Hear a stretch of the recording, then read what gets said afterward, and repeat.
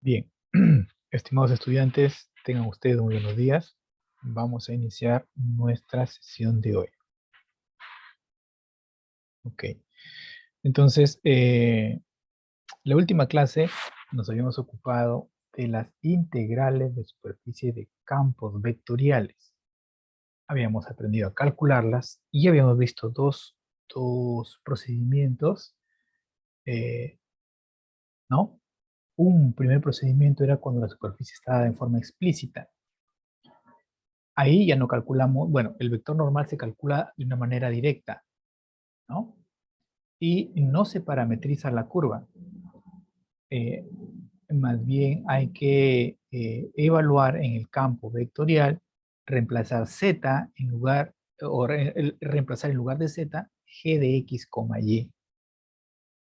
Bien, los límites de integración surgen de proyectar la superficie al plano XY. Y el otro procedimiento es simplemente parametrizar la superficie. Los límites de integración para la integral doble salen de la parametrización, ¿no? Luego que parametrizas, hay que determinar R sub U, R sub V, hallar el vector normal mediante un producto vectorial, ¿no?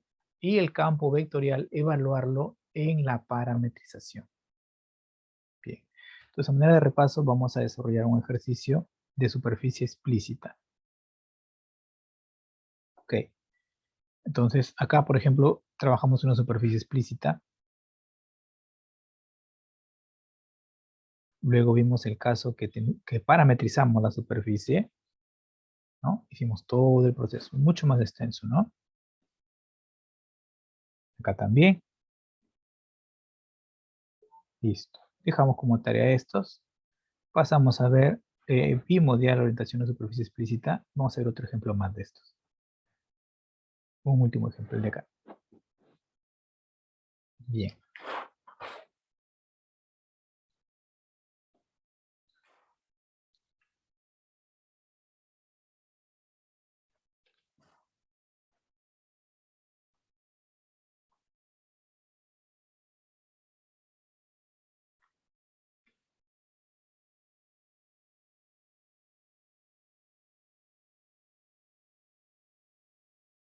Entonces nos dicen que calculemos la integral del campo vectorial. La integral del campo vectorial sería acá la integral de superficie, ¿no? Bueno, ya se sobreentiende cuando me dicen sobre el plano de ecuación. Considere la normal orientada hacia abajo.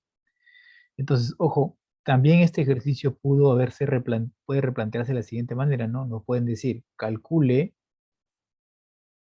ojo, me dicen la normal orientada hacia abajo, ¿no? Entonces nos pueden decir, calcule el flujo del campo vectorial F, así, a través de a través de la superficie S. Y lógicamente nos dicen luego, considera la normal orientada hacia abajo. Bien, también pueden decirnos de esa manera. Ok, entonces, el flujo del campo vectorial F es la integral de superficie del campo vectorial F, ¿no? Por el vector normal unitario, por diferencial de superficie. Muy bien. Entonces, en este caso, observemos que me piden integrar el campo vectorial F, que nos están dando acá, este campo vectorial, ¿sí? Sobre la superficie S, o sobre el plano de ecuación. Esta es la superficie, este es el plano que está contenido en este cilindro. Entonces, esto viene a ser z igual a g de x, y, a tenerlo en cuenta, ¿no? Que es el g de x, y, como 2 más y. De esa manera, 2 más y.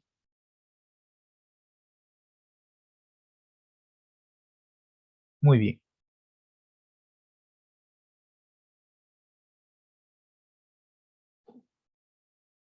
Entonces, debido a que la superficie está en forma explícita, hay que ponerlo acá. Superficie explícita. Trabajamos de esta manera. Integral sobre la proyección es esto, integral doble,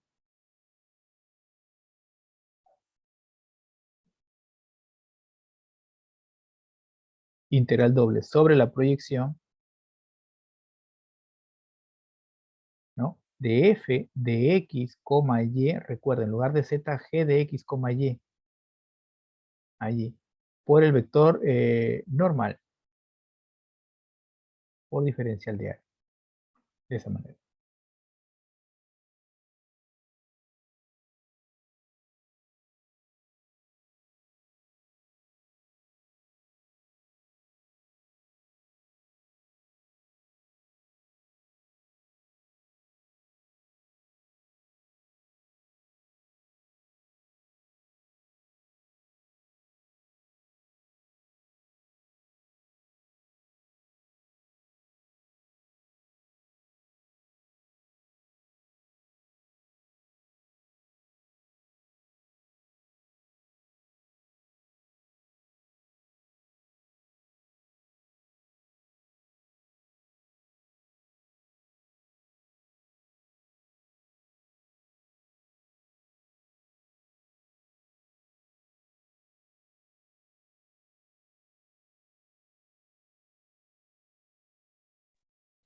Bien, entonces, primero calculemos el vector normal.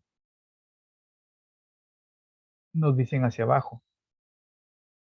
Entonces, en este caso, el vector normal es el que se denota como menos n, ¿no? Recuerda que es g sub x, g sub y, coma 1.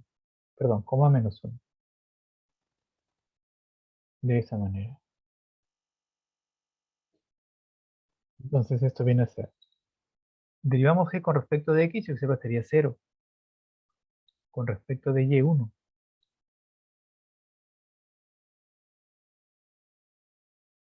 Y acá sería menos 1. Ya está. Muy bien. Ahora acá, f de x, y, g de x, y.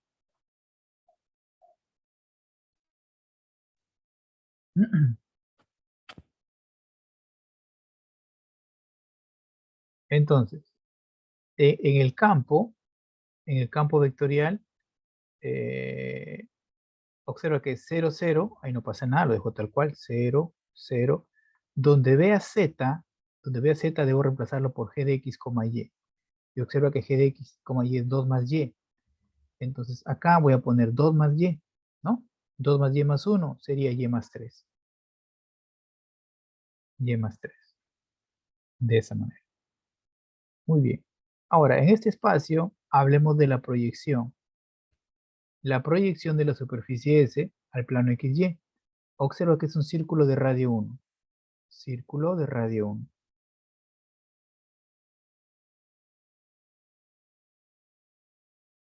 Entonces sería así, este círculo de radio 1.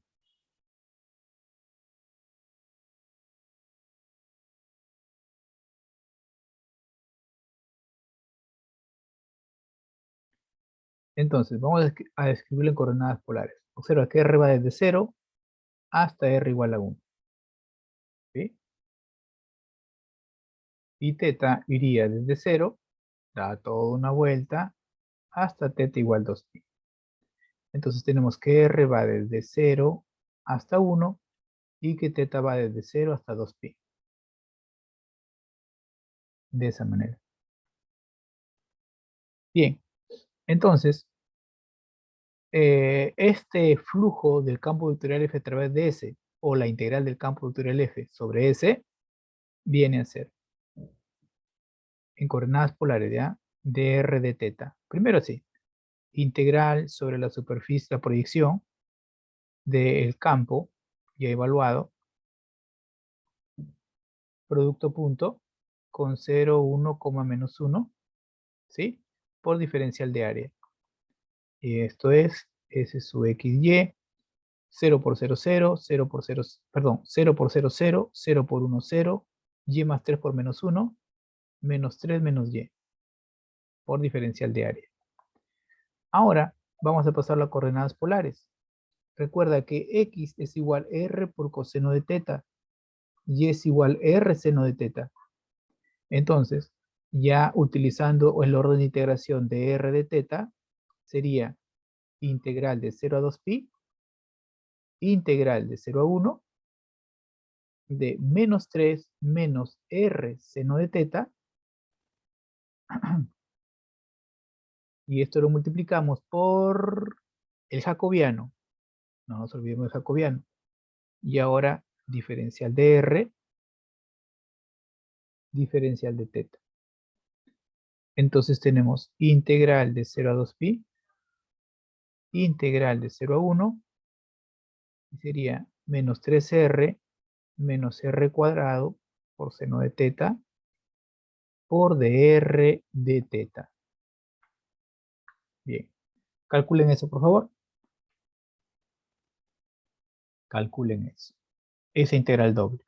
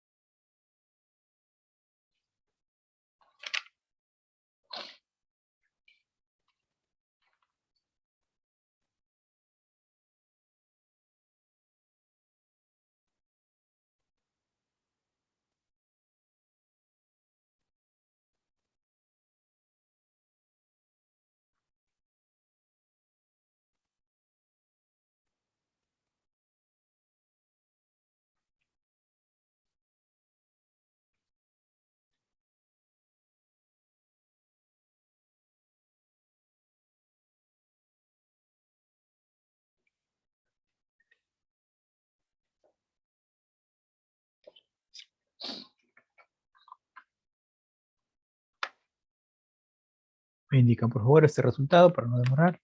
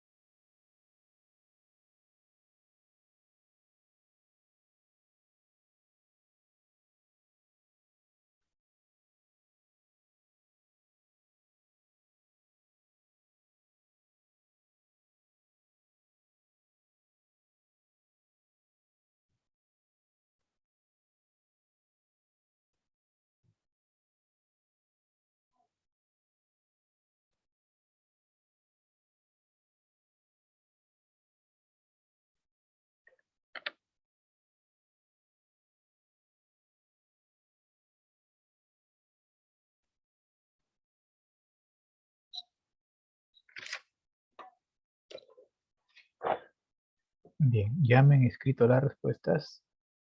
Menos 3pi, gracias. Gracias, Jefferson. Negativo 3pi.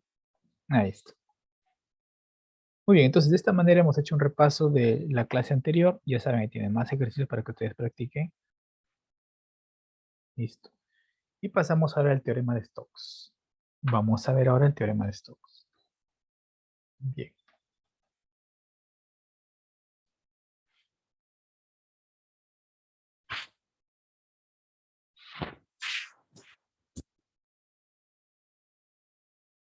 Entonces, ¿qué nos dice este teorema de Stokes? ¿Qué nos dice este teorema de Stokes? Stokes o Stokes, como quieran pronunciarlo. El hecho es que sepan saber cómo aplicarlo. Entonces, mira, nosotros ya hemos aprendido a calcular las integrales de superficie, ¿no? De un campo vectorial cualquiera por vector normal unitario por diferencial de superficie. Entonces recuerda que eso también se llama el flujo, ¿no? También es el flujo de G a través de S, ¿sí? Entonces, el teorema de Stokes nos dice que el flujo, el flujo de G, el flujo de cierto campo vectorial G a través de la superficie S, se puede calcular también como una integral de línea sobre una curva C de un campo vectorial F que está asociado con G, ¿no? Por diferencial de alfa. Ok. Entonces,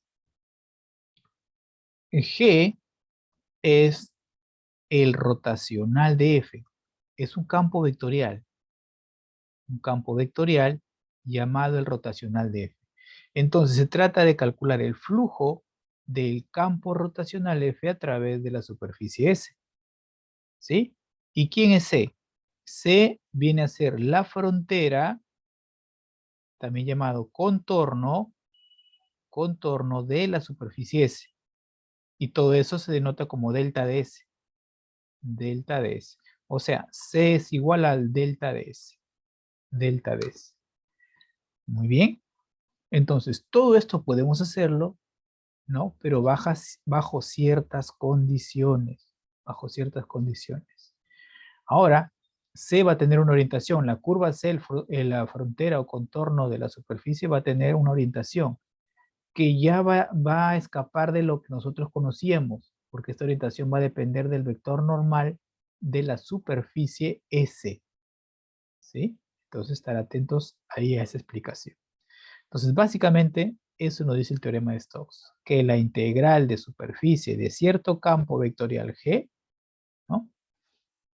Se puede calcular mediante una integral de línea a lo largo de su frontera, ¿no? Y de otro campo vectorial asociado con G, que es el campo vectorial F.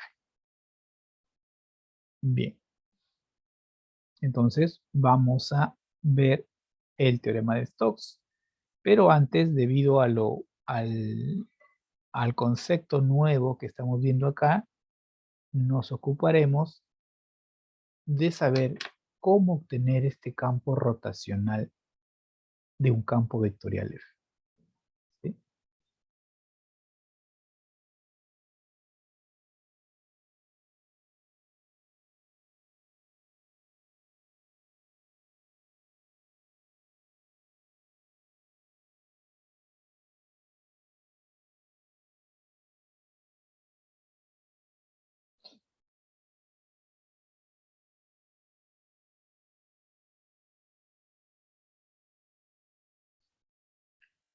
Entonces vamos con el rotacional. Campo rotacional de un campo vectorial. ¿Sí? Entonces, dado un campo vectorial F, observa de 3 componentes, FNP, se define el rotacional, se define el rotacional de F denotado por rotacional de F mediante la siguiente regla. Ojo, lo que vamos a mostrar matemáticamente no tiene sentido, sería un absurdo, ¿sí? Es una regla mnemotécnica, ¿sí? Para poder memorizar algo. Ahí está. Ojo, cuando nosotros en su momento también en fundamentos de cálculo estudiamos el producto vectorial de dos vectores, ese también es una regla mnemotécnica. No es realmente la definición, sino es una forma práctica de recordar cómo hacer ese producto vectorial, así como lo estamos mostrando acá. Bien, y vamos a ver por qué esto matemáticamente no tiene sentido, ¿no? Pero sí nos permite determinar el rotacional. Entonces, miren, la primera fila están los vectores canónicos, ¿no? Lo mismo que en el producto vectorial. Y en un producto vectorial acá harían las componentes del vector de este vector y las componentes de este otro vector. Entonces, en fundamentos de cálculo vimos que acá iban vectores canónicos, acá iban componentes de un vector y acá componentes del segundo vector. Eso también era absurdo, porque ¿cómo puedo multiplicar con los vectores canónicos arriba? ¿No? Eso no tiene sentido. De igual manera acá, ¿ok? Pero, como es una regla mnemotécnica, simplemente hay que seguirle el sentido de un determinante. Entonces, trabajamos de esta manera, ¿no? Observa, hay que multiplicar, según el determinante, esto por esto. Y ustedes dirán, profesor, pero ¿cómo voy a multiplicar esto si yo no sé qué son estos? ¿Cómo voy a multiplicar esto? Entonces, la idea no es multiplicarlos. Como es una regla mnemotécnica, la idea es de juntarlos. Significa esto, derivada parcial de P con respecto de Y. ¿Sí? En otras palabras, P sub Y. Entonces acá tenemos P sub Y. Menos, ahora hay que multiplicar esta derivada parcial con N. Entonces, de igual manera, no se trata de multiplicarlos, porque eso no tiene sentido. ¿Cómo hacer esa multiplicación? No, la regla es mnemotécnica. Se trata de reemplazar, de juntarlos así. Y eso sería N sub Z. ¿Sí? De esa manera. Decimos la primera componente. Ahora, la segunda componente en este tipo de producto, recuerda, viene con signo menos, ¿no? Viene con signo menos. Entonces sería derivada parcial de P con respecto de X, ¿no? Derivada parcial de P con respecto de X menos derivada parcial de M con respecto de Z. Entonces, menos por menos más, entonces digo M sub Z menos por más menos P sub X. Entonces eso va acá. M sub Z menos P sub X. Y por último,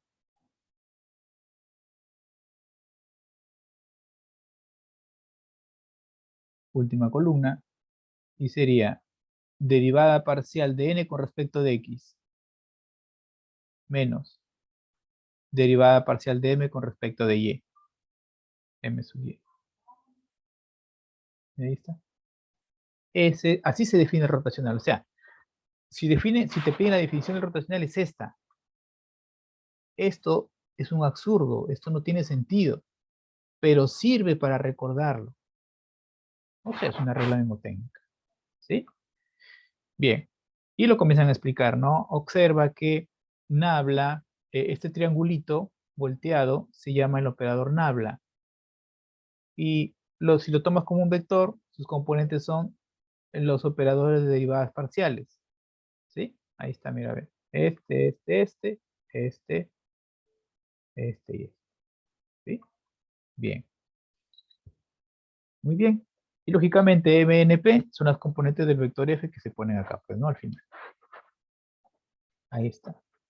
Entonces, lo anterior es una forma cómoda, por no decir una regla mnemotécnica, que permite calcular el vector rotacional de F, que toma la siguiente forma. Acá está. Lo mismo que hemos hecho arriba. ¿Sí? Entonces, esta es la primera componente, sería P sub Y menos N sub Z, menos por menos más, primero M sub Z menos P sub X.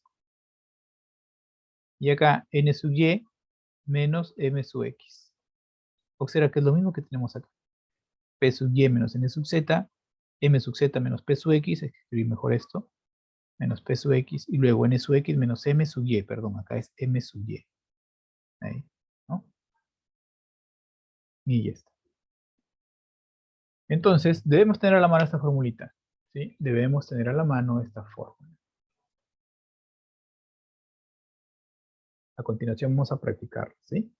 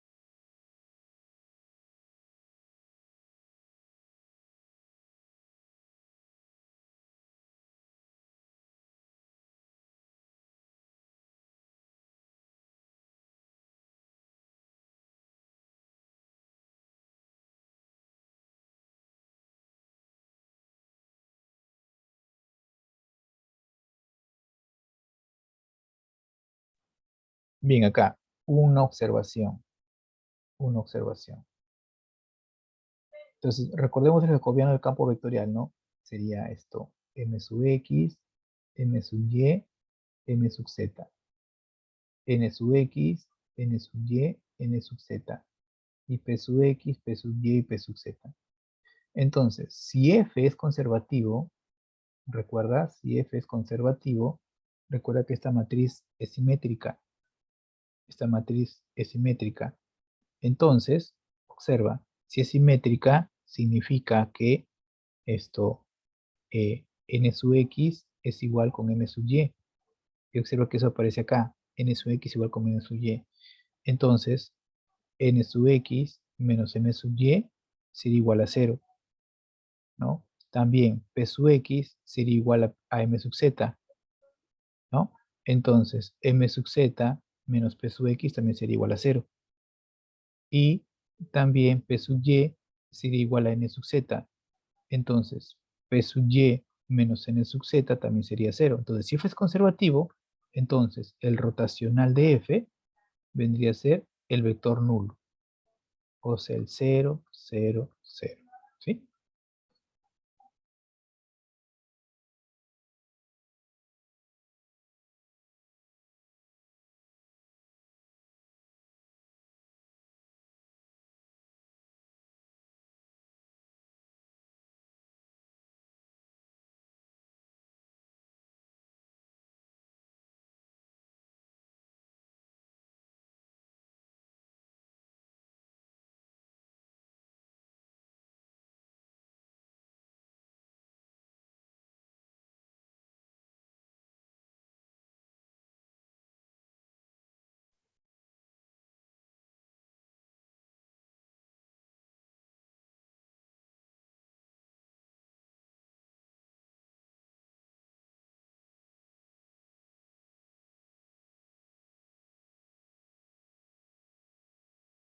Bien.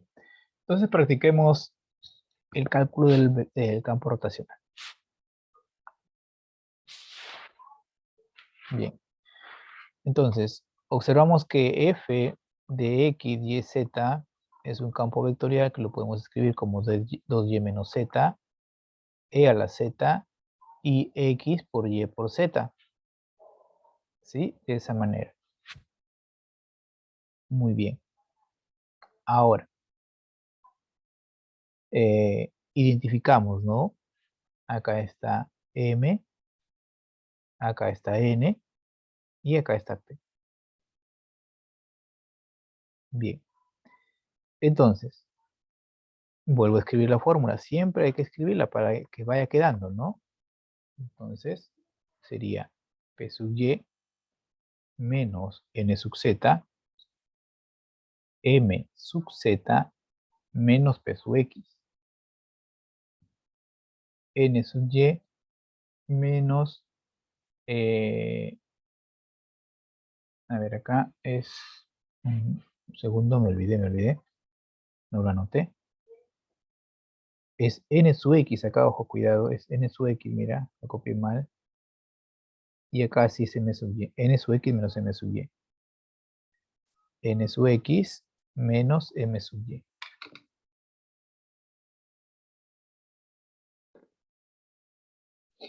Muy bien.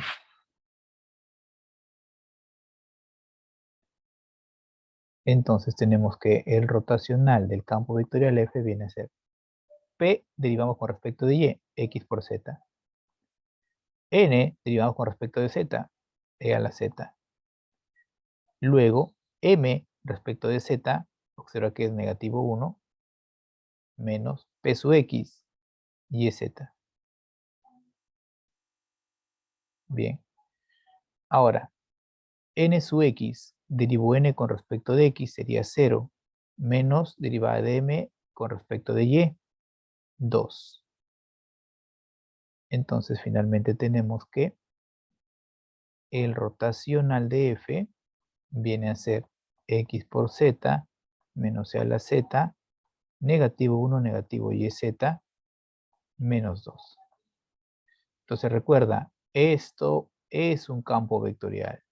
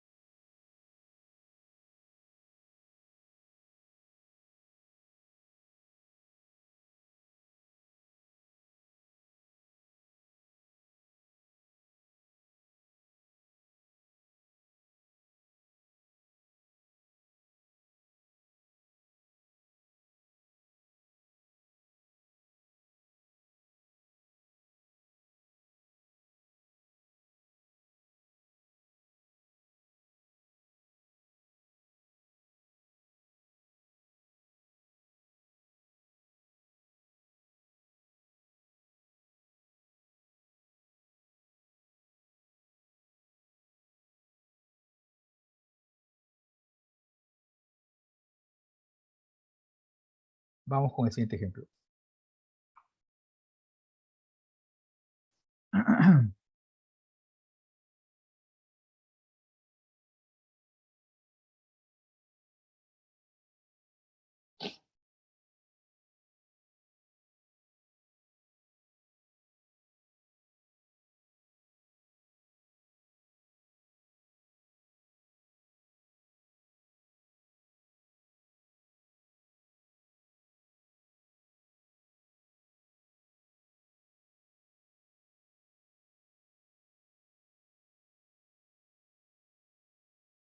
Bien, entonces tenemos X por seno de Y menos Y por coseno de X y YZ cuadrado.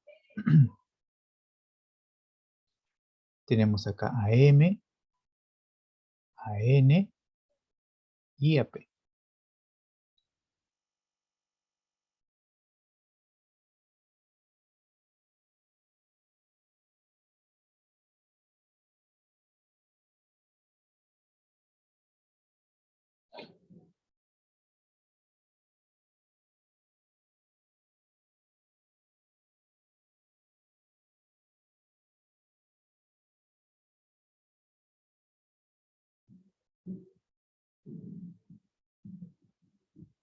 Entonces, el rotacional,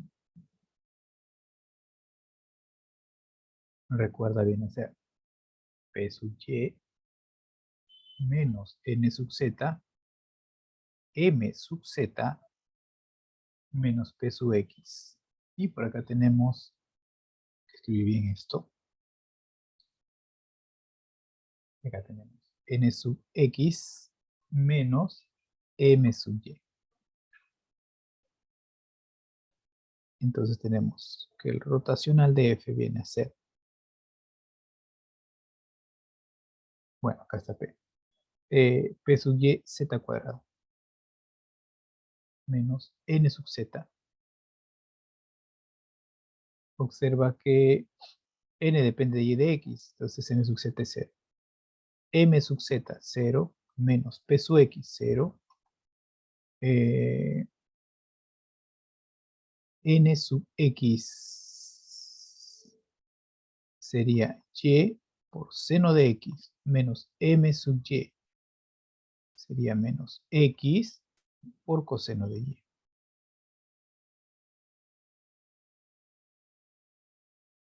Z cuadrado 0 Y por seno de X menos X por coseno de Y. Y recuerda, esto es un campo vectorial.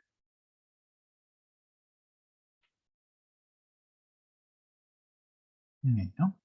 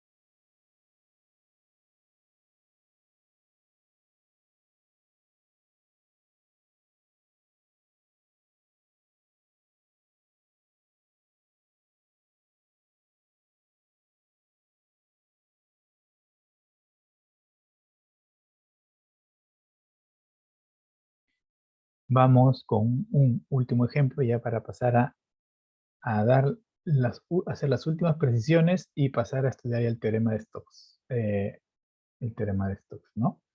Bien. Entonces acá vemos directamente, ¿no? Quién es M, N y P.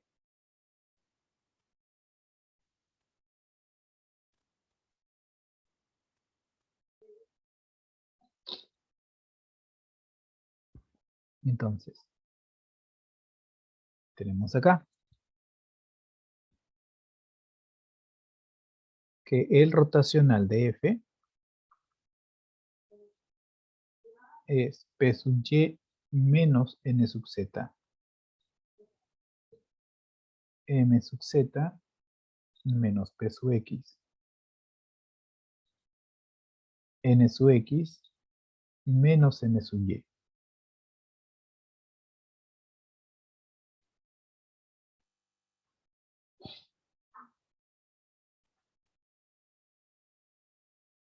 Entonces tenemos rotacional de F.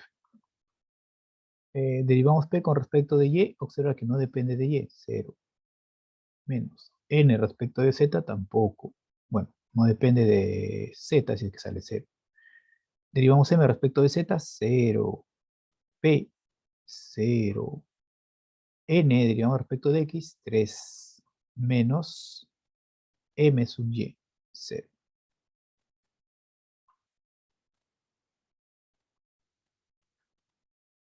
0, 0, 3. El hecho de que salgan sus coordenadas constantes, perdón, mis disculpas, el hecho que las componentes o coordenadas salgan constantes no significa que deja de ser campo vectorial.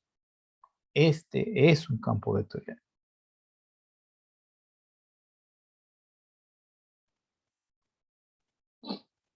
Bien, vayan calculando eso, por favor.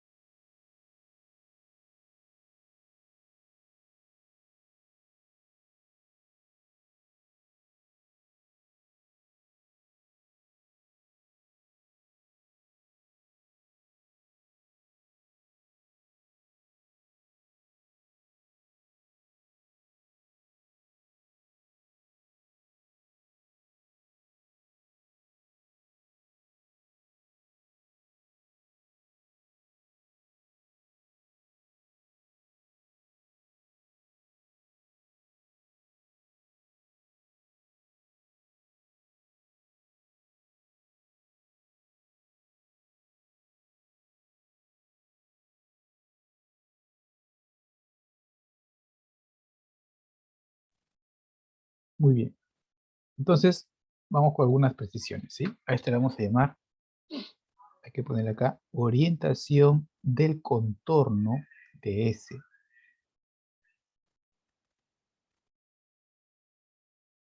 Orientación del contorno de S, de la superficie S. Entonces, lo que vamos a ver a continuación va a ir contra lo que nosotros sabemos, como que nos va a confundir un poco. Atentos. Dice, sea S una superficie con parametrización inyectiva, ¿no? Entonces, inyectiva significa que la superficie no se va a entrecortar consigo misma. Ahora, esta parametrización R induce un vector normal, recuerden, ¿no? Porque recuerda que el vector normal se define como R sub U por R sub V. Entonces, por acá pues estará R sub U y por acá estará pues R sub V. Entonces, el producto vectorial, eh, esto genera este vector normal, ¿no? De igual manera acá al otro lado. Bien. Entonces, definimos, ojo, la orientación positiva del contorno. Muy bien. ¿Quién es el contorno? Observa la línea de color naranja acá con las flechitas. Esa es una curva. Esa es una curva C. Es nuestro contorno. Contorno de S. Contorno de la superficie S. A esta curva contorno se le nota como delta de S. Delta de S. ¿No? Frontera de S. Ahí. Entonces, como aquella contraria a las manecillas del reloj con respecto al vector normal inducido por R. Entonces, ocurre que eh, nosotros sabíamos toda la orientación de una curva, ¿ok? Pero ahora va a ser respecto del vector normal. Entonces, si el vector normal está así de esta manera, una orientación antihoraria es esta, ¿no? Mira, ve. Respecto a este vector normal, ¿sí? Muy bien. Entonces, simplemente tú lo que tienes que observar es lo siguiente, ok. Y el vector normal queda determinado antes de la orientación de la curva, porque el vector normal depende de la parametrización. Entonces, observa cómo se cierra la mano. Está cerrando de esta manera. Estas flechas están alineadas, tienen la misma orientación, deben tener la misma orientación que el del contorno de la curva C. En consecuencia, observa que el índice, o perdón, disculpen, el pulgar, el dedo gordo, el dedo pulgar sale así. Y eso indica cómo debe ser la orientación del vector normal. ¿Sí? Pero este vector normal, ojo, ya lo tenemos desde antes de la orientación. Entonces, al aplicar la regla a la mano derecha de esta manera, diremos que el contorno tiene orientación positiva. Entonces, la curva C tiene orientación positiva.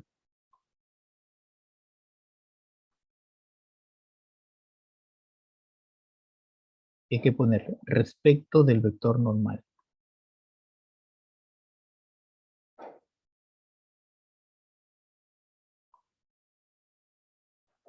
Ahora, si nosotros miramos la orientación de la primera gráfica que está a la izquierda y comparamos con la orientación de la gráfica que está a la derecha, vemos que son opuestas.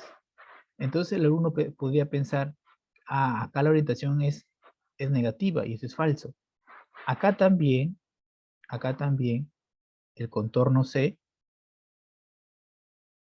esta es la superficie de C, este es su contorno, C tiene orientación positiva también.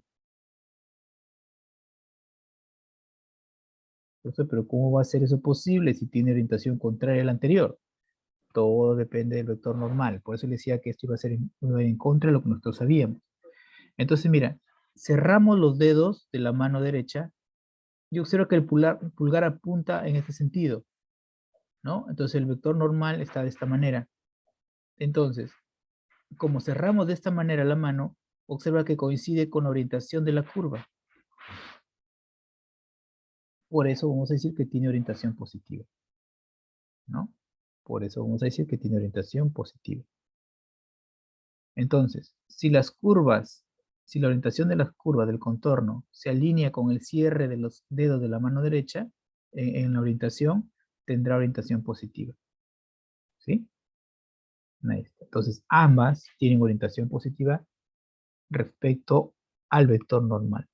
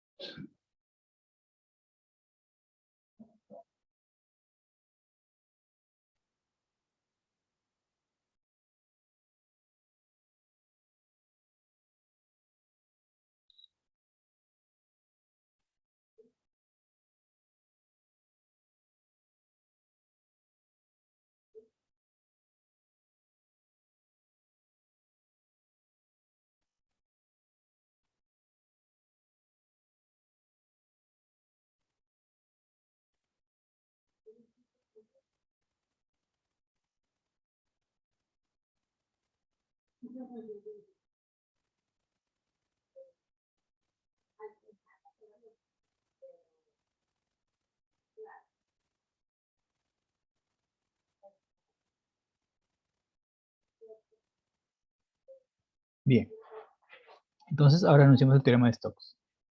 Dice, sea S una superficie regular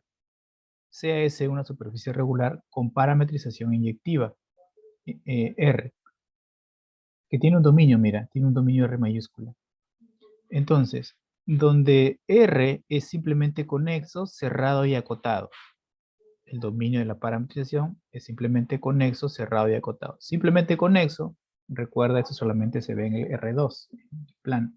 Significa que es de una sola pieza y no tiene agujeros. Cerrado, que el contorno o frontera pertenece al conjunto. Y acotado, que el conjunto puede estar contenido en cualquier círculo de radio R. Bien, un radio finito. Entonces, las funciones componentes de R tienen derivadas parciales de orden 2, continuas en un abierto R que está contenido en U. ¿Sí? Bien. Entonces, si F es un campo vectorial cuyas componentes tienen derivadas parciales continuas en algún abierto que contenga S, entonces tenemos lo siguiente, que la integral de superficie del campo rotacional es igual a la integral de línea del campo vectorial F a lo largo de C. Entonces acá tenemos el flujo a través de S, el flujo de F, el flujo, perdón, del campo rotacional de F a través de S, ¿sí? O también la integral de superficie, los nombres que se le dan, ¿no? Integral de superficie de F sobre S, la superficie S, ¿no? Integral de superficie, no de F, perdón, de rotacional de F sobre S, ¿ok? Esto es igual, lo que está acá es una integral de línea. Entonces el teorema de Stokes le abre la puerta de regreso a la integral de línea del campo vectorial F, del campo vectorial F sobre la curva C. La curva C que viene a ser la frontera o contorno de la superficie S. ¿Sí? Ahí está. Muy bien. Entonces, ojo, la integral de superficie no es del campo vectorial F, sino es de su rotacional. Y el campo vectorial F aparece en la integral de línea. ¿Sí?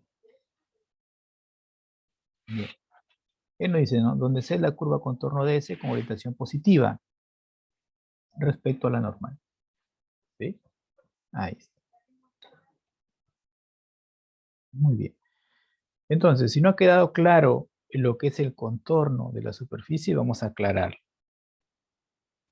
Bien, algunas precisiones, ¿no? Entonces, en la afirmación anterior del último párrafo, dicen C es la curva contorno de S con orientación positiva. Entonces, la mayoría de estudiantes creen que el contorno de la superficie es esta línea, ¿no? Esta línea que estoy dibujando. Ah, ya, esta es la frontera de la superficie. No, no, esa no es la frontera de la superficie abierta. No, es este círculo o esta circunferencia que vemos abajo, ¿no? Entonces, el contorno, cuando hablamos del contorno, nos referimos a la frontera de la superficie S y se denota por delta de S. Entonces, esta circunferencia que vemos acá es el contorno, delta de S. Es una curva C. Entonces, el contorno de toda esta superficie es esto. O sea, es como tienes un globo, el contorno del globo o la frontera de la superficie del globo viene a ser simplemente la boquilla, ¿no? La boquilla. Ahí. Y en este caso es una única curva cerrada así. Pero observa que podemos tener esta otra superficie, ¿no? Esta otra superficie. Y en este caso, el contorno de la superficie S, hablemos de C1, C2 y C3. Sería C1 unido con C2 unido con C3. Son tres curvas al contorno acá.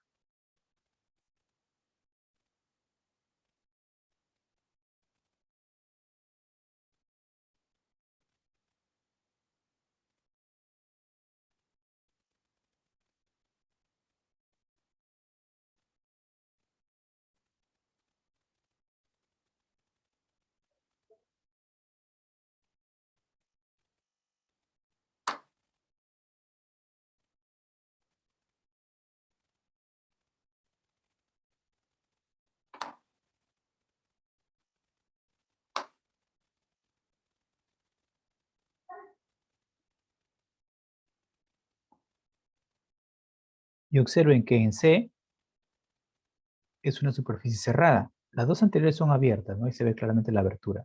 La primera tiene una abertura, la segunda tres aberturas, pero C es una superficie cerrada. Entonces diremos que la frontera de esta superficie S, delta de S,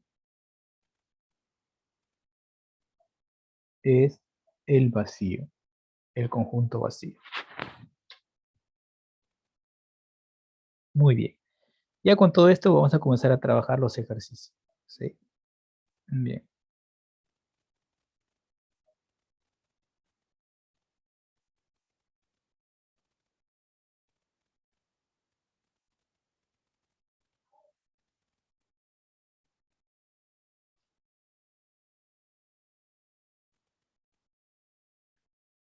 Vamos a desarrollar dos ejemplos. Son tres los que aparecen en el PPT, pero vamos a desarrollar el primero y el último. El otro queda como tarea. Dice, sea el campo vectorial F definido de la siguiente manera, ¿no? Arco tangente de x cuadrado, recuerda que esto es m, esto es n y esto es p. Y la curva C, que es la intersección, y la curva C, que es la intersección de la superficie esférica, o sea, acá hay una esfera, miren, acá hay una esfera, y acá hay un cilindro. Y la superficie esférica y el cilindro de ecuación, y nos dan la ecuación del cilindro en coordenadas polares. ¿Sí? Entonces, teta varía de 0 a 2pi y nos piden calcular esta integral de línea. Nos piden calcular esta integral de línea.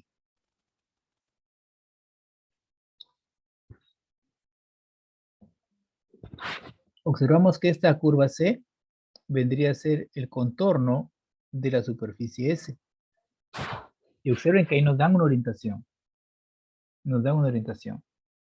Entonces, si queremos calcular la integral de línea, habría que parametrizar toda la curva y evaluarla en el campo vectorial y multiplicar por su vector tangente. Sería un poquito extenso el proceso.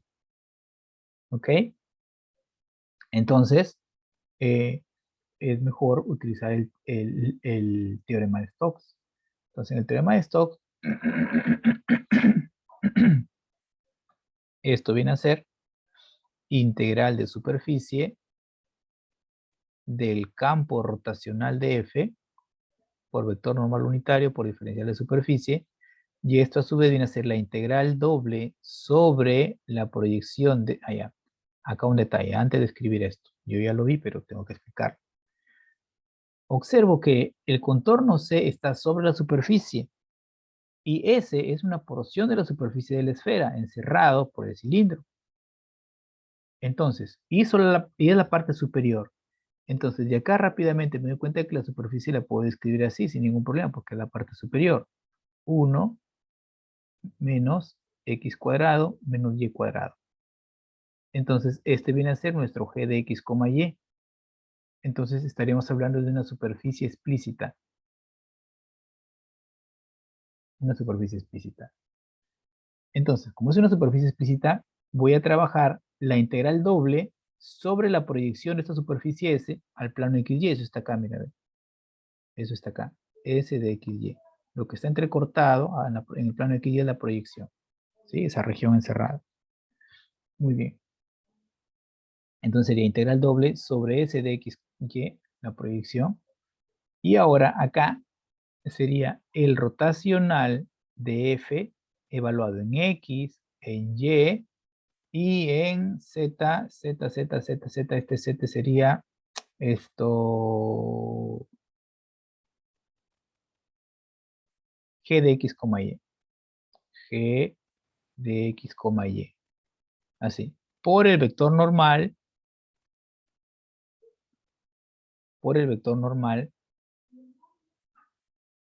por diferencial de área. ¿Sí? Muy bien. Entonces, primero vamos a calcular el vector rotacional.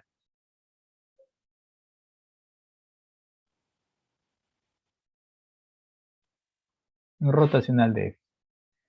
Entonces, recordemos que el rotacional de F viene a ser P sub Y menos N sub Z, M sub Z menos P sub X. N sub X menos M sub Y.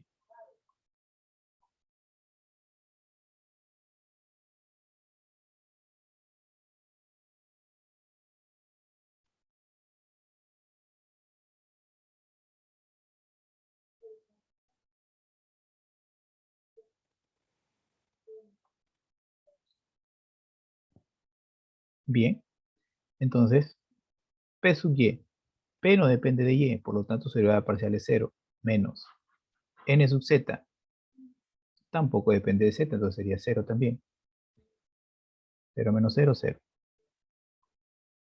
Luego vamos con M. M sub Z, 0, menos P sub X, 0 también.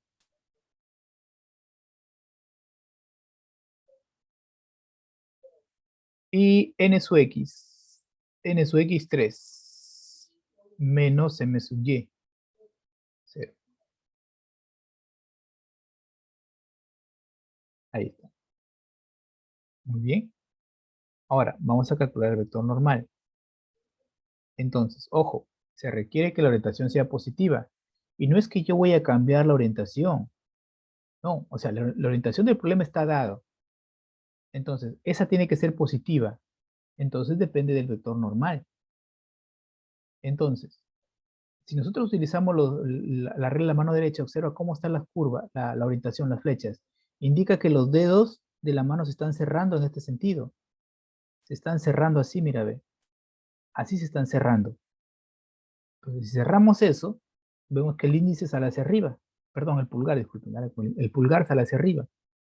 Entonces el vector normal tiene que estar apuntando hacia arriba, ¿no? Tiene que estar apuntando hacia arriba según la regla de la mano derecha, lo que hemos hecho, para que la curva C tenga orientación positiva. ¿Sí? Muy bien.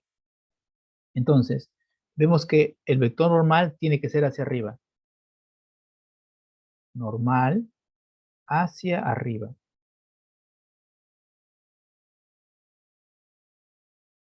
Para que la orientación sea positiva. Entonces tenemos que n es menos g sub x, coma menos g sub y, coma 1. Muy bien. Menos g sub x. Derivamos g con respecto de x. Observa que eso está acá. La derivada de una raíz cuadrada sería menos 2x. Sería así, ¿no? El signo menos que tenemos acá afuera, menos 2x sobre 2 veces raíz de 1 menos x cuadrado menos y cuadrado. Observa que queda más, con este 2 se va. Entonces nos queda simplemente x sobre raíz de 1 menos x cuadrado menos y cuadrado. La otra quedaría así, y sobre raíz de 1 menos x cuadrado menos y cuadrado. Y acá sería 1.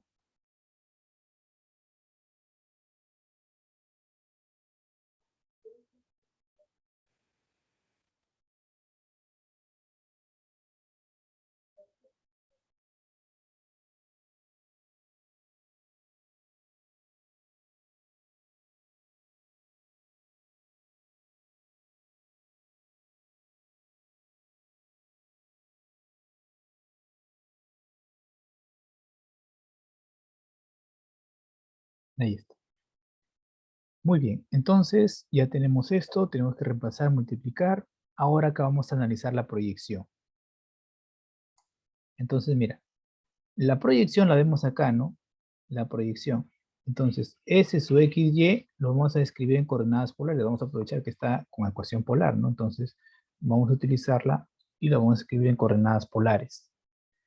Entonces, mira, vemos acá que R parte del origen desde 0 hacia la curva. Entonces, R varía desde 0 hasta la curva. ¿Y quién es la curva? Es 0,5 más 0,3 por coseno de 11 veces teta. Y teta, pues varía desde 0 hasta 2pi. Esa sería la descripción de la proyección en coordenadas polares. Bien, entonces todo esto vamos a escribirlo en la siguiente diapositiva. Vayan capturando esto ahí, por favor.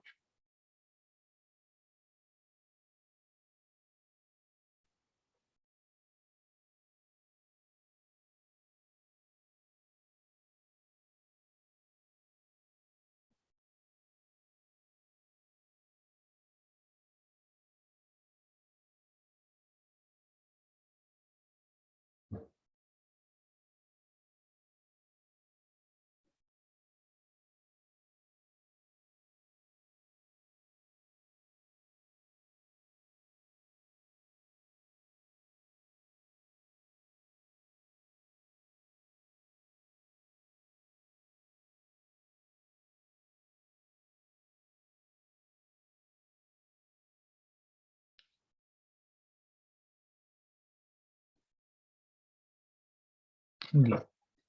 Entonces, vamos por acá. Hemos quedado que nuestra integral de línea del campo vectorial f sobre la curva C por diferencial de alfa, estamos calculando mediante la integral doble sobre la superficie S del rotacional de f por el vector número unitario por diferencial de superficie, y esto es la integral doble sobre la proyección del rotacional de f evaluado en x, y, g de x, y, muy bien, producto punto por el vector normal, por diferencial de área. Listo. Entonces trabajamos así, ¿no? El rotacional de f nos salió, creo que 0,03. A ver, sí. El vector normal nos salió x sobre raíz de 1 menos x cuadrado menos y cuadrado. Y raíz de 1 menos x cuadrado menos y cuadrado. Y la última componente es 1 por diferencial de área. Bien. Entonces, observamos que nos queda así. 0 por primera componente con primera componente, 0 más 0. Y queda 3. 3 veces diferencial de área. Ahora, en coordenadas polares sería,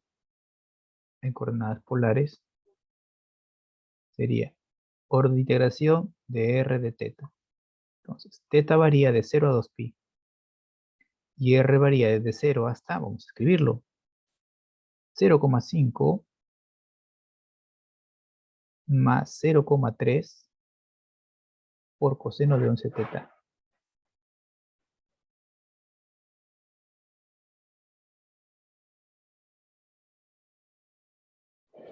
Por coseno de 11 teta. Y acá dentro tenemos 3. No nos olvidemos del jacobiano por dr y de teta. Ahí está. Entonces, por favor, vayan calculando esta integral. Esa sería la respuesta de lo que queremos calcular. Calculen eso, por favor.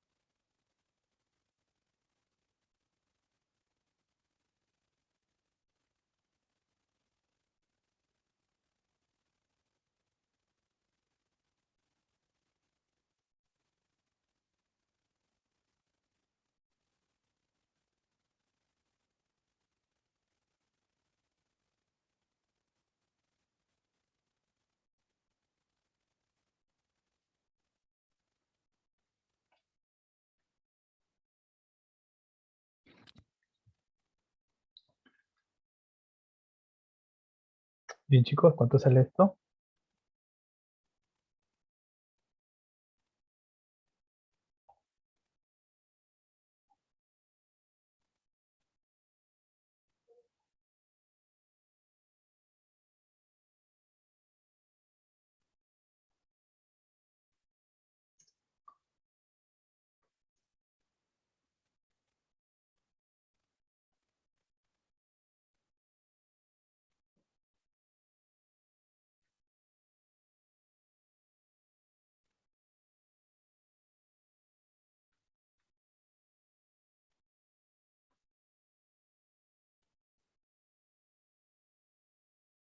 Bien, sale 2,78, ¿no?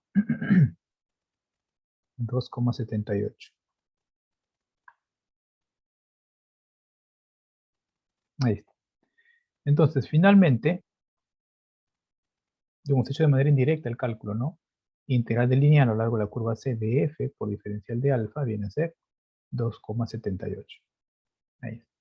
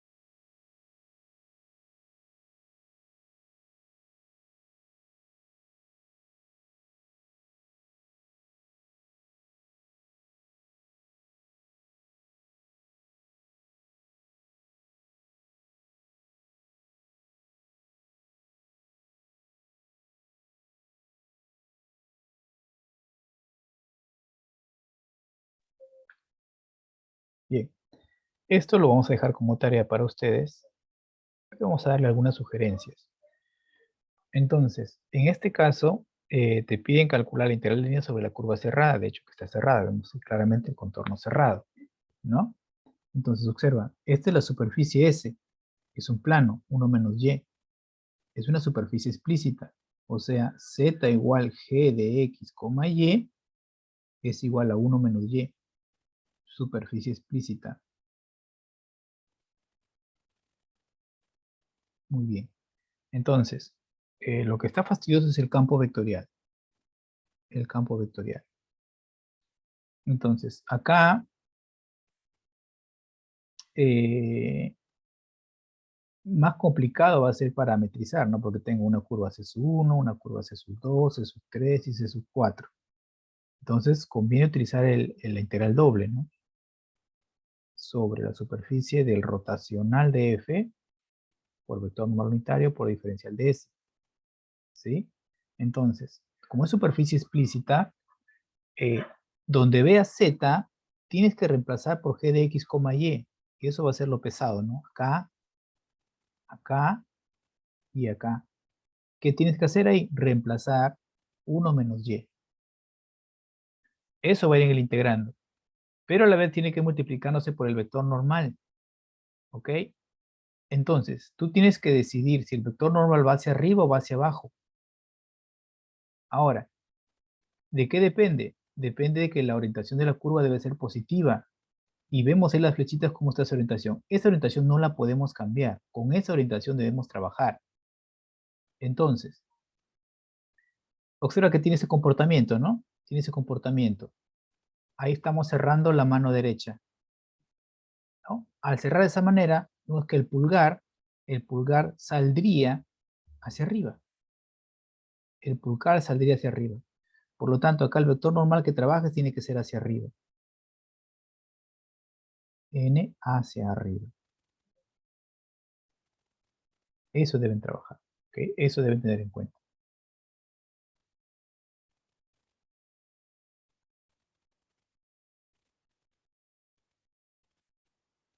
Ahí. Entonces ya ustedes se encargan. Acá lo más trabajoso es reemplazar el z, porque el vector normal sale rapidísimo, ¿no? Reemplazar y reducir la expresión, hacer el producto punto, y luego desarrollar la integral, pues, ¿no? La integral de superficie, que la proyección está acá, ¿no? Si bien esto es S, observa que abajo tenemos S sub XY, ¿no? Bien, vamos con el otro problema. Listo. Entonces, nos dicen que calculemos el flujo entrante del rotacional del campo vectorial. Entonces, debo calcular el flujo entrante. ¿Ya? Entonces, significa que los vectores normales tienen que ir apuntando hacia adentro. Ok. Del campo vectorial F que nos dan ahí, ¿sí? Hay que escribirlo. Este viene a ser 3y, 4z, menos 6x. A través de la superficie que se obtiene al girar una vuelta, la curva mostrada alrededor del eje z. Entonces, esta curva mostrada tiene que girar en torno al eje z. Alrededor del eje z. Así. Pero el problema es que hay una curva, dos curvas, tres curvas, cuatro curvas. Podemos parametrizarlo, ¿no? Para poder aplicar el teorema de Stokes y calcular la integral de línea, ¿no? Pero uno pensaría en este como el contorno, porque es lo que vemos, ¿no? Que ese es el contorno. Pero hay que tener cuidado, aún no nos precipitemos. Hay que dibujar la superficie de revolución. Vamos a completar la gráfica y completar y dibujar la superficie de revolución. Entonces tenemos 1,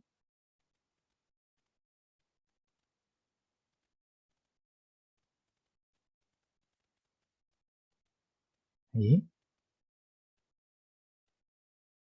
hacia arriba,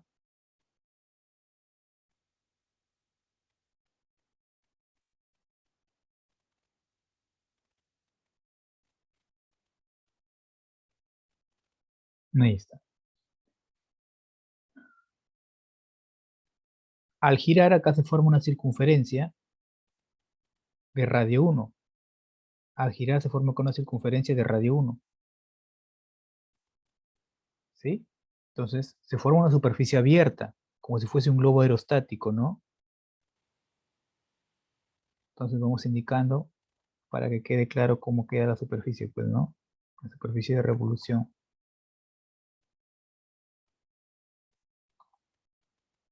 Como un globo aerostático.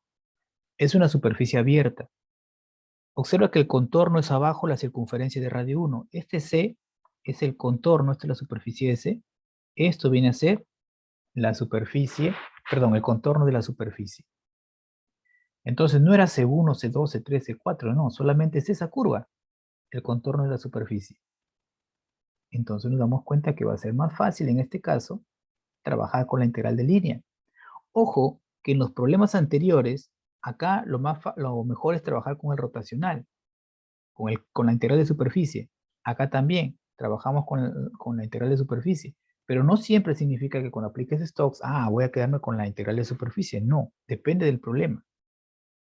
Entonces, en este caso, vamos a trabajar de la siguiente manera. Como me dicen calcule el flujo entrante, me dicen calcule el flujo entrante del rotacional, sabemos que eso significa integral de superficie sobre S del campo rotacional de F por vector normal unitario por diferencial de superficie.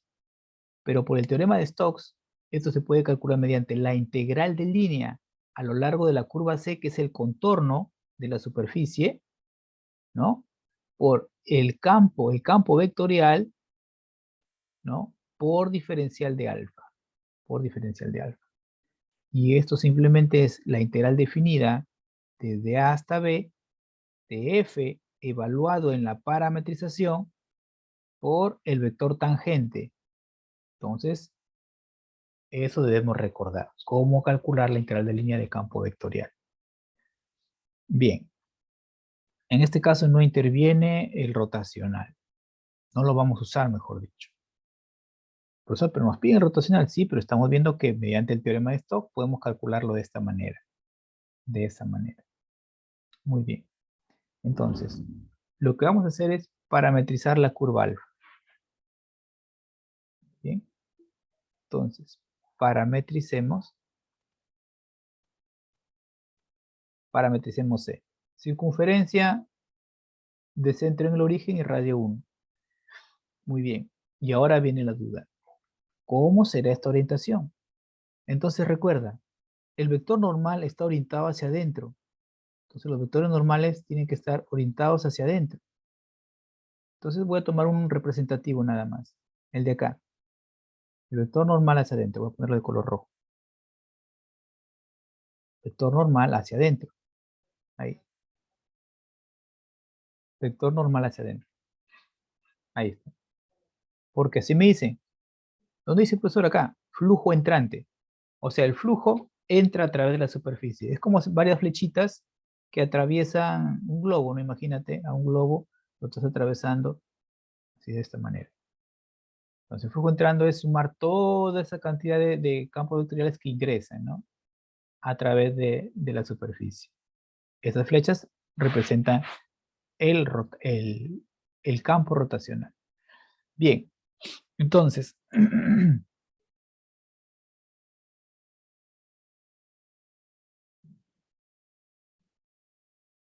bien, entonces esto, como este flujo entrante de esta manera, tú tienes que, tu mano derecha, voltearla, ¿no?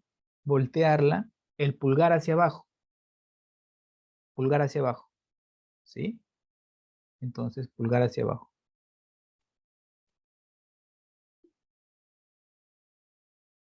Uy, perdón.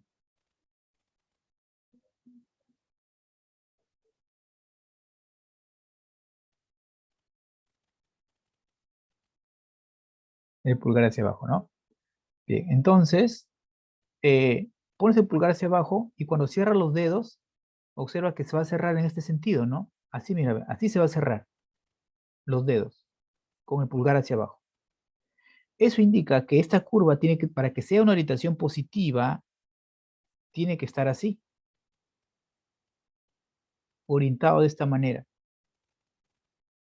Entonces, voy a dibujar acá la proyección de esta circunferencia en el plano XY. Ahí está, mira. Entonces, de radio 1, ¿no? Nuestra circunferencia. Entonces, según lo que acabamos de explicar, observa que la orientación sería así. Ahora díganme, ¿esa orientación que estoy indicando es horaria o antihoraria? ¿Esta orientación es horaria o antihoraria? Así como está. Participen para que tomen conciencia de lo que estamos haciendo, así se equivoquen, ¿no? Ujú. Horaria o antihoraria. Pueden escribir en el chat.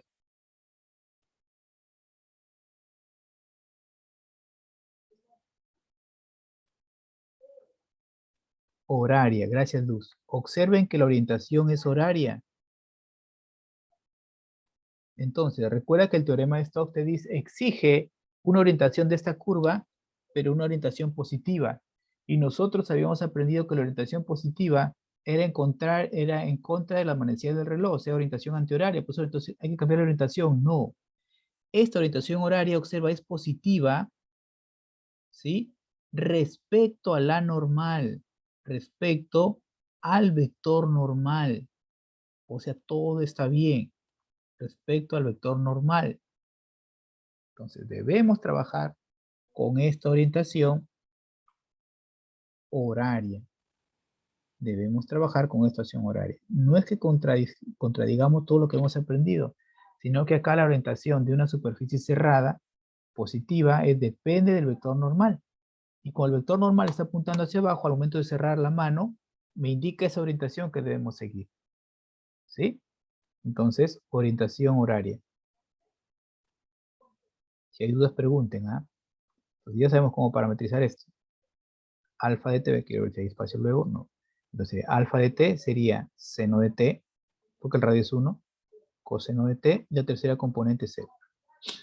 Entonces recuerda, esto es x,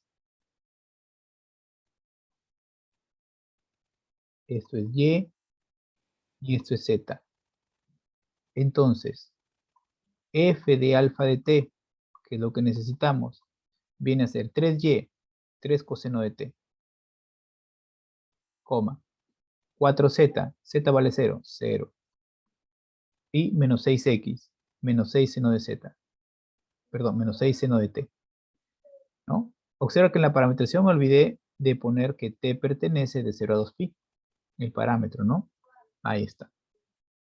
Ahora, no necesitamos el vector normal, necesitamos alfa prima de t, el vector tangente, coseno de t, coma, menos seno de t, coma, 0. Preguntas. Dice, profesor, ¿puede volver a explicar sobre el normal y la orientación? Claro, Luana. Atentos, nuevamente. Para empezar, el problema nos dice calcula el flujo entrante. Entonces, es claro que las normales tienen que estar apuntando hacia adentro. Hasta ahí no hay ningún problema, ¿cierto? Ahora, como las normales están apuntando así hacia adentro, entonces yo tomo como referencia solo una, para no confundirnos. Tomo como referencia esta. Entonces, tengo el vector normal apuntando hacia abajo. Ahora, de acuerdo a eso, yo debo darle una orientación positiva a nuestra curva C. Entonces diría, profesor, pero si la orientación positiva es una orientación antihoraria, hay que hacerlo así. No, cuidado. En este caso, de respecto al vector normal. Entonces, todos, por favor, los que quieran entender esto y tienen dudas, observan la flecha que he dibujado arriba, que es el vector normal. Entonces, a esa altura, ustedes ubiquen su mano derecha y el pulgar debe alinearse con el vector normal. Entonces, lo que tienen que hacer es voltear la mano y poner simplemente el pulgar hacia abajo. Y cierras la mano. Al cerrar la mano, observa que los dedos giran de esta manera. Los dedos giran de esta manera. Eso indica que la curva tiene que tener esa orientación que hemos indicado acá, mira. ¿Sí, Luana? ¿Hasta ahí todo claro?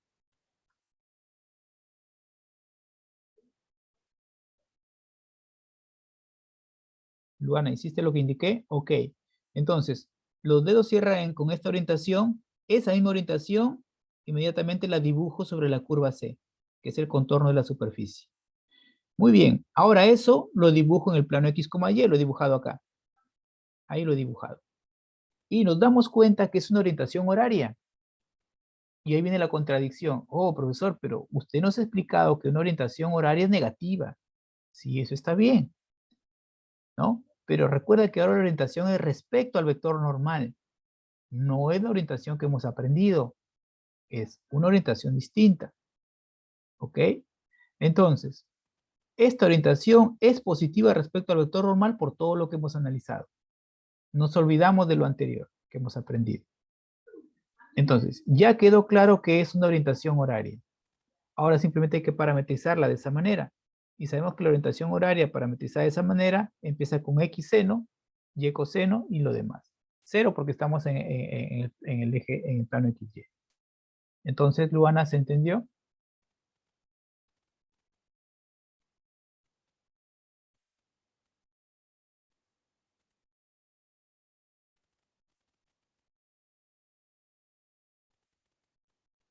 Ok, gracias. Listo. Entonces ya quedó claro eso. Y eso lo expliqué acá en su momento. Ah, miren, ¿dónde estás? Acá, acá. Ambas orientaciones son positivas, por más que una es opuesta a la anterior. Todo depende del vector normal. Ahí lo expliqué, a detalle. Bien, entonces volvemos a nuestro problema. Uy, perdón, me estoy despidiendo. Falta terminar el problema. Listo. Entonces hay que reemplazar. Sería integral de 0 a 2pi, integral de 0 a 2pi, de f de alfa de t, que es 3 coseno de t, 0, menos 6 seno de t, producto punto, con coseno de t, menos seno de t, 0 por diferencial de t. Integral de 0 a 2pi. Quedaría 3 veces coseno cuadrado de t, más 0, por diferencial de t. Calculen esta integral que es la respuesta. Entonces, el flujo entrante a través de la superficie S del campo vectorial rotacional de F viene a ser el resultado de acá. Por favor, ¿cuánto sale?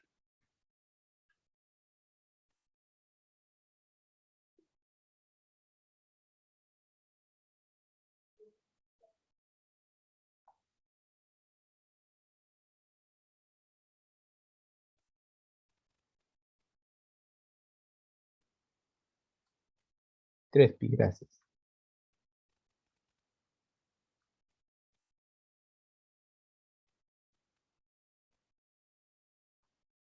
Entonces tenemos 3 pi. Ahí está. Entonces, el flujo entrante del rotacional a través de la superficie viene a ser 3 pi.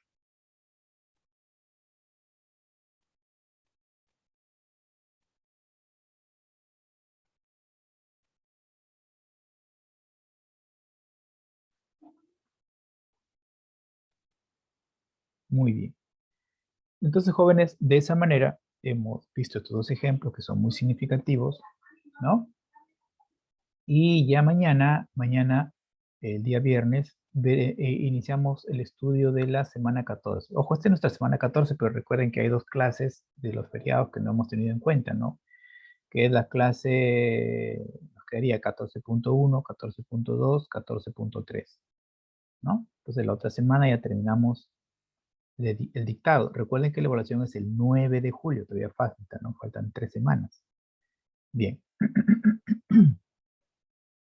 Listo. Entonces, ¿qué hemos visto durante este PPT? Hemos visto, en resumen, ¿no? Que las superficies se pueden parametrizar y sirven para calcular las integrales de superficie de campo escalar y de campo vectorial. La diferencia en ambas es que en el campo escalar, ¿sí?, se trabaja con el módulo del vector normal. Eso hace que la integral no dependa de la orientación de la superficie. En cambio, en el campo vectorial ocurre que el vector normal no tomamos un módulo, sino tomamos simplemente el producto punto del vector normal. Entonces, eso hace que sí dependa de la orientación de la superficie. Cambia el signo al cambiar la orientación. Listo. También vimos que eso era cuando las superficies estaban parametrizadas. Pero ¿qué pasa con la superficie explícita? Entonces, acá el cálculo es más sencillo, ¿no? El módulo de vector normal se obtiene de esta manera y el vector normal se obtiene de esta manera. En este caso, está orientado hacia arriba, ¿no? Por ser menos g sub x menos g sub y, 1. Así. Y acá tenemos nuestro campo escalar y acá tenemos nuestro campo vectorial. Evaluado, lo que tenemos que hacer es cambiar z por g de x, y nada más. Y ahí está. Muy bien, jóvenes. Entonces, eso sería todo respecto a este material de la semana 13. Y como les digo, mañana iniciamos la sesión de la sesión 14.1, ¿ok? Y esta inicia con el teorema de la divergencia de Gauss. Así como existe el rotacional, que es un campo vectorial, va a existir un campo escalar llamado divergencia, ¿sí? La divergencia de un campo vectorial. Entonces, observen que en el rotacional hemos trabajado con superficies. El teorema rotacional, el teorema de Stokes trabaja con superficies abiertas. Pero ¿qué pasa si está cerrada? ¿Cómo hacemos? Ahí vamos a ver que es posible calcularlo mediante una integral triple, pero de la divergencia de un nuevo campo, un campo escalar llamado divergencia de un campo vectorial. Bien, entonces eso lo vemos el día de mañana. Eso ha sido todo de mi parte. Si hay alguna pregunta o consulta final, la pueden hacer. ¿Alguna inquietud?